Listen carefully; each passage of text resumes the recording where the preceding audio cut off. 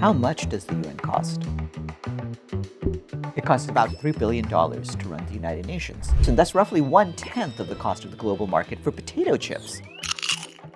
When you divide that amongst the 8 billion people of the world, you have a cost of a little bit less than 40 cents per person per year that the UN operates. And if you add up all of those expenses, regular budget and peacekeeping together, the annual cost on average for every person on the world is about $1.25 per person. So it's about as much as, say, a bag of chips, although chips are actually slightly more expensive than that and slightly worse for you. Where does the United Nations get its money? The United Nations gets its money basically from all of the countries. There's 193 countries in the United Nations. Some of them will pay a little bit more, some of them pay a little bit less. Who sets the amount each country pays?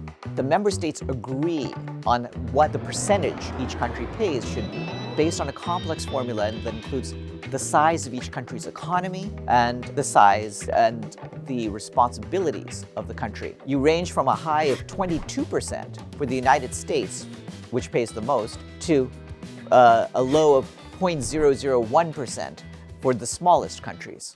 What happens if a country doesn't pay? If a country doesn't pay what it owes the UN for the equivalent of its past 2 years of debt, then it will lose its vote in the General Assembly. Countries try to avoid that, so a lot of them will try to make sure that however much they owe, it will be less than 2 years' worth of debt.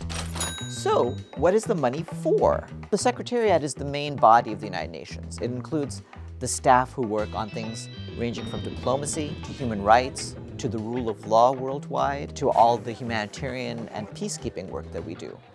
How does the UN prevent fraud and waste? The United Nations has many ways of having oversight over their money to make sure that none of it is wasted. And we do have internal and external auditors. There's groups inside the UN, like the Office of Internal Oversight Services, that investigates any allegations of fraud or corruption.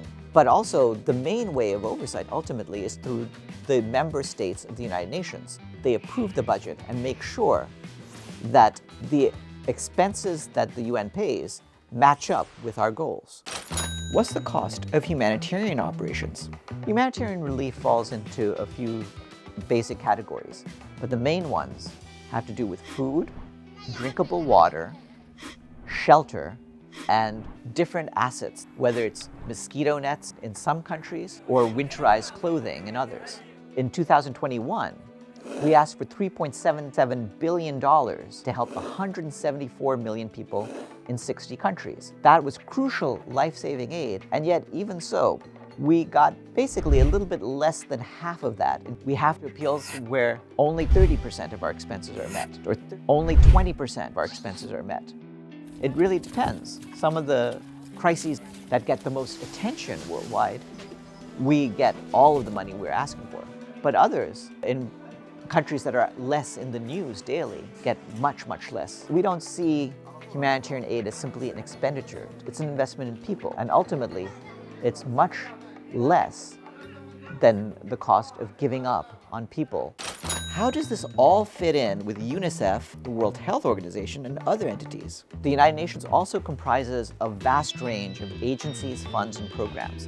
They deal with all kinds of special issues, from the concerns of children, women, people with AIDS, atomic energy, our postal transactions, civil aviation. So there's a wide variety of them, and each one has their own budget and their own board of directors.